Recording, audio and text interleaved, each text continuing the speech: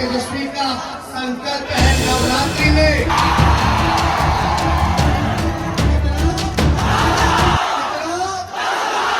एक वैकेंसी 10 वर्षीय जाता है, इसको कैसे हम वोट दें? कैसे नहीं वोट देंगे? कभी नहीं। हमारा सरकार तेजस्वी सरकार।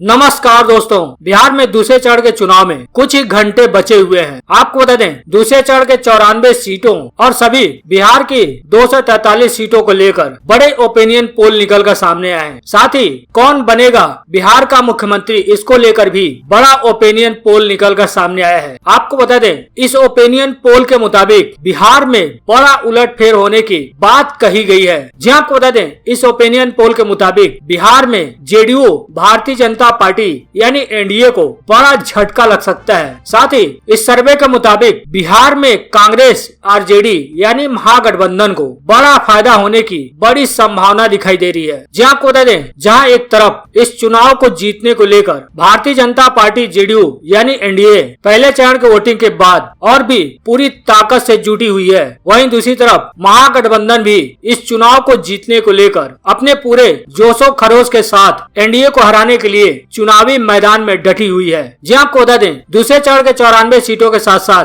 कुल 243 सीटों को लेकर भी जो ओपिनियन पोल निकलकर सामने आया है, उसके मुताबिक बिहार में भारतीय जनता पार्टी यानी एनडीए और महागठबंधन के बीच मुकाबला काफी कांटे का है। जी हाँ दोस्तों, क्या कहते हैं ये सभी ओपिनियन पोल, आपको पूरा डिटेल से बताएंगे। लेकिन इससे पहले अगर आपने अभी तक हमारे चैनल को सब्सक्राइब नहीं किया है, तभी सब्सक्राइब कर लें और साथ ही घंटी के बटन को भी दबा लें, जिससे कि इस तरह की सभी खबरें आपके पास पहुंच सके। और साथ ही दोस्तों, आपको क्या लगता है बिहार में किसको कितनी सीटें मिलेंगी और कौन बिहार का अगला मुख्यमंत्री होगा? कमेंट कर अपनी राय जरूर दें। साथ ही इस वीडियो को लाइक और शेयर भी करना ना भूलें। जी हाँ दोस्तों, आपको बता दें, बिहार में दूसरे चरण के दौरान 17 जिलों के 94 सीटों पर वोटिंग होगी। जी आपको बता दें, दूसरे चरण में 1464 उम्मीदवार मैदान में उतरे हुए हैं। जी आपको बता दें, दूसरे चरण में जो 17 जिले हैं, उसमें पूर्वी चंपारण, पश्चिमी चंपारण, सीतामढ़ी, शिवहर, मधुबनी,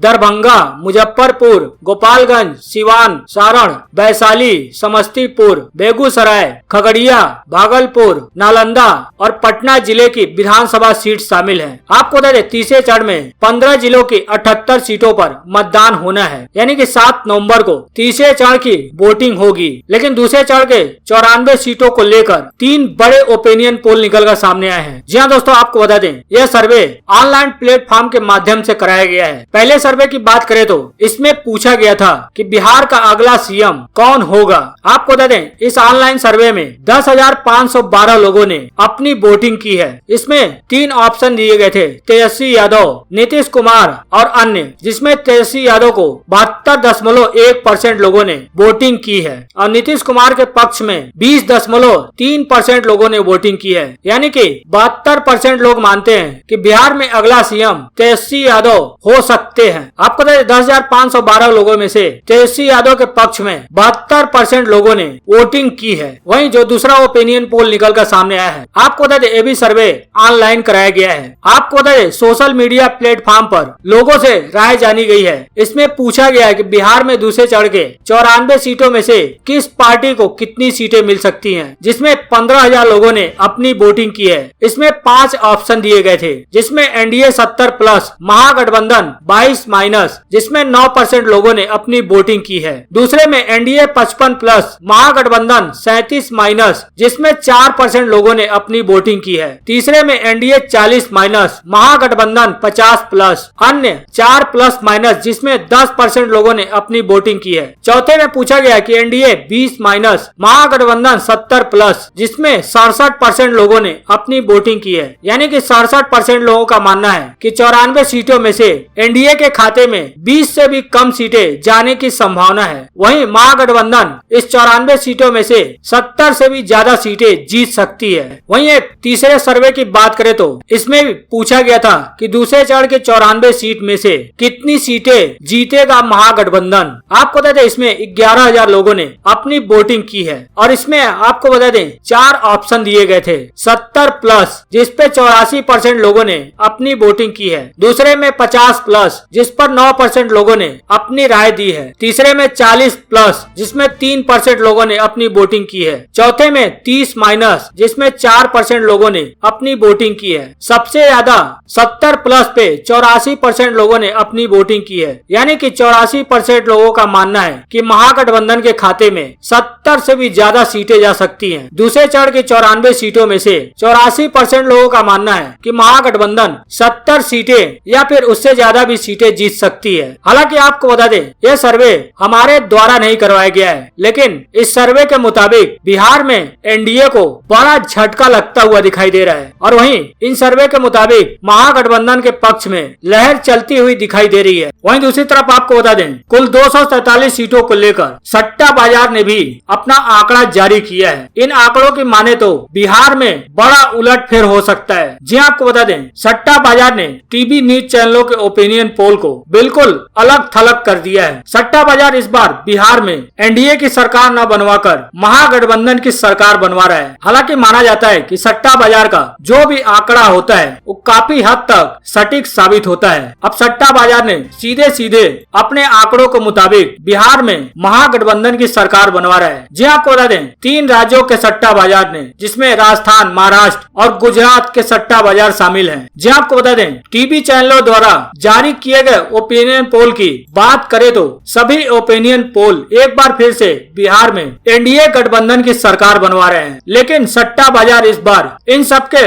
उलट बिहार में महागठबंधन की सरकार बनवा रहा है। जी आपको बता दें, महाराष्ट्र की सट्टा बाजार की बात करें तो इसके आंकड़ों के मुताबिक बिहार की सभी 243 विधानसभा सीटों में से 88 से 90 सीटें एनडीए के खाते में जा सकती हैं, जबकि 92 से 94 सीटें आरजेडी के खाते में जाने की बात कही जा रही है। वहीं 243 विधानसभा सीटों में से कांग्रेस के खाते में 30 से 32 सीटें भी जा सकती हैं। यानी कि कुल मिलाकर देखा जाए तो महागठबंधन के खाते में यानी आरजेडी प्लस कांग्रेस के खाते में 120 से 125 सीटें जा सकती हैं। वहीं गुजरात के सट्टा बाजार की बात करें तो गुजरात के सट्टा बाजार के आंकड़ों के मुताबिक इस बार बिहार की 243 विधानसभा सीटों में से 88 से 91 सीटें एनडीए के खाते में जा सकती हैं, जबकि आरजेडी के खाते में 125 सीटें जाने की बात कही गई है। हालांकि आपको बता दें, सट्टा बाजार जनता के रुझानों के हिसाब से ही इस तरह के आंकड़े तय करता है, इसलिए सट्टा बाजार के आंकड़े माना जाता है कि सही